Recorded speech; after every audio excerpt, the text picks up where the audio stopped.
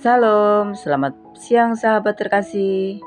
Hari ini kita akan membaca firman Tuhan dari Nahum 1 ayat 1 sampai 8. Dalam beberapa waktu terakhir, kita melihat hujan yang terus-menerus, banjir di mana-mana, tanah longsor, dan banyak keluarga harus mengungsi. Di tengah keadaan ini, firman Tuhan justru menegur sekaligus menguatkan. Karena Tuhan melihat semuanya. Kejahatan manusia, keserakahan yang merusak bumi, dan air mata rakyat yang menjadi korban.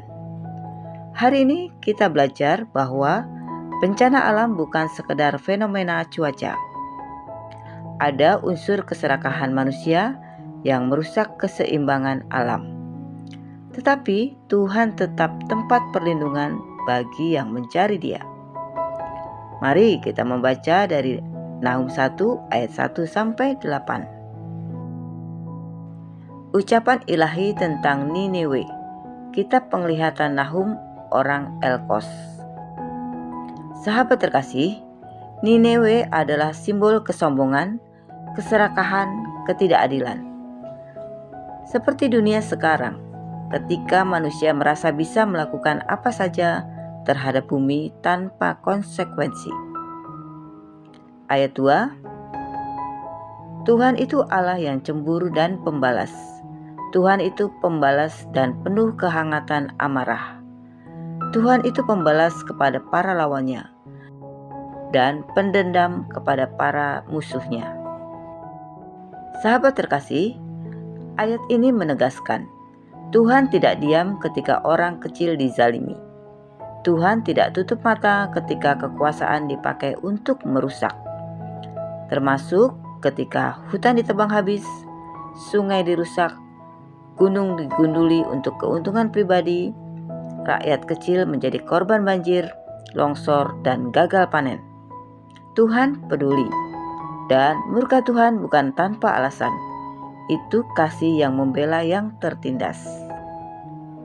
Ayat 3, Tuhan itu panjang sabar dan besar kuasa.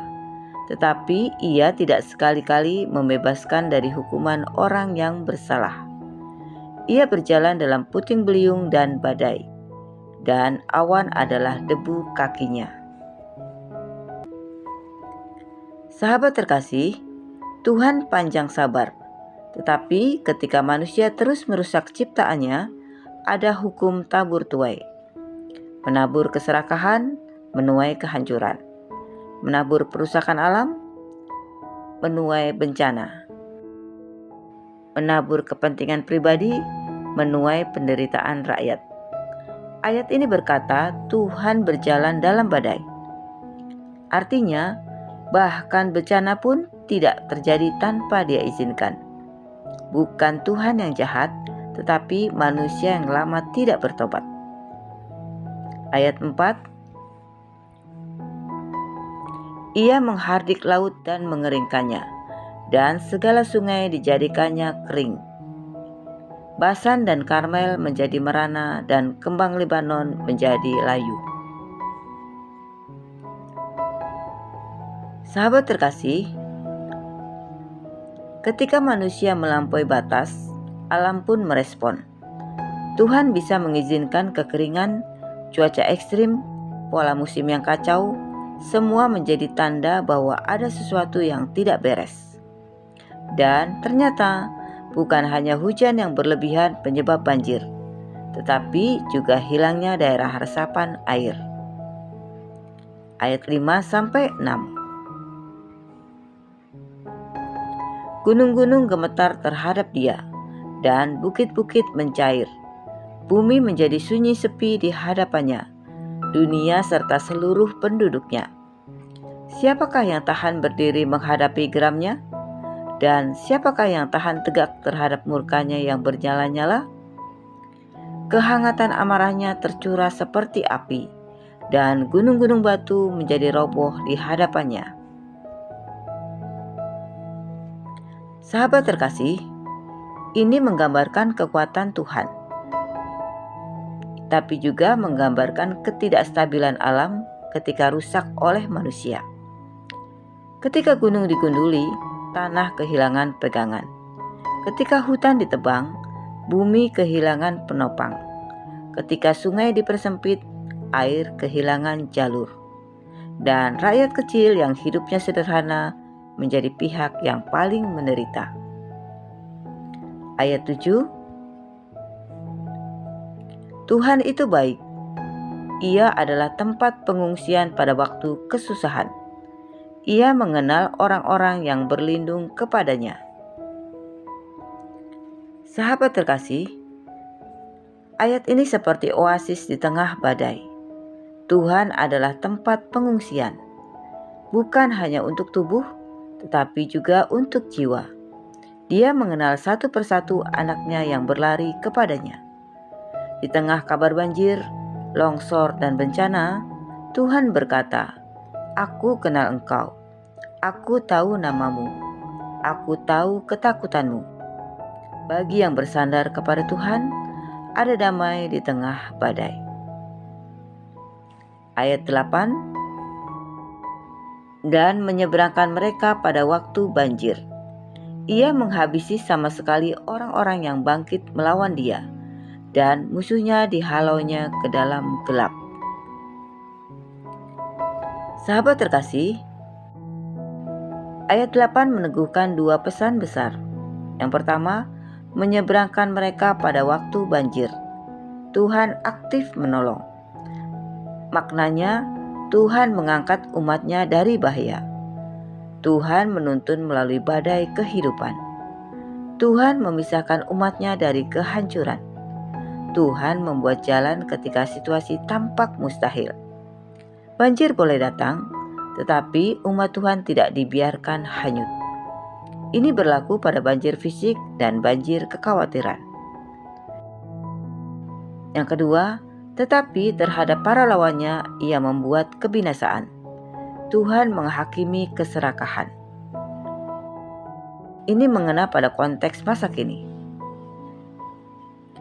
Penebangan hutan demi keuntungan, alih fungsi lahan tanpa etika, pembangunan yang mengabaikan ekologi, eksploitasi alam secara brutal, sungai dipersempit, gunung digunduli, keserakahan yang akhirnya menimbulkan banjir, longsor, dan cuaca ekstrim.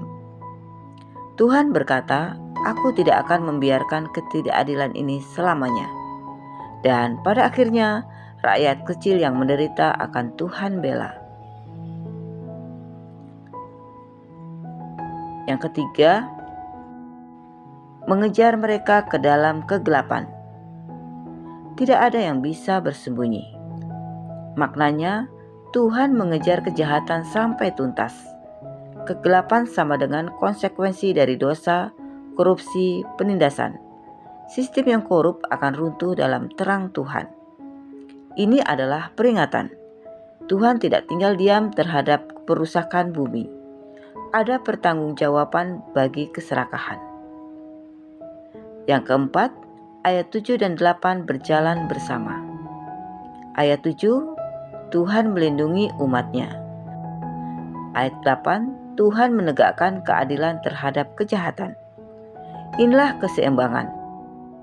Kasih bagi yang lemah, keadilan bagi yang tertindas, pembongkaran bagi yang merusak bumi. Sahabat terkasih, banjir dan bencana bukan hanya cuaca yang buruk. Itu tanda bahwa bumi sedang berteriak. Tetapi kabar baiknya, Tuhan menyeberangkan umatnya, menjaga mereka, mengenal mereka, dan sekaligus menegakkan keadilan atas kejahatan. Sahabat terkasih, mari kita berdoa bersama. Bapa yang Maha Baik, ampuni keserakahan manusia yang merusak bumi. Lindungi saudara-saudara kami yang terkena banjir dan bencana. Kuatkan mereka yang sedang mengungsi, kehilangan rumah, dan penuh ketakutan. Engkau yang menyeberangkan kami pada waktu banjir, pegang tangan kami dan bawa kami ke tempat yang aman. Dalam nama Tuhan Yesus Kristus, kami berdoa dan mengucap syukur. Amin. Sahabat terkasih, Terima kasih sudah bersama-sama dalam pembacaan Alkitab hari ini. Jika firman Tuhan ini menguatkanmu, jangan lupa untuk klik like, komen, share, dan subscribe ya, supaya semakin banyak orang dikuatkan oleh firman Tuhan. Sampai jumpa di pembacaan Alkitab berikutnya. Selamat beraktivitas. Tuhan Yesus memberkati.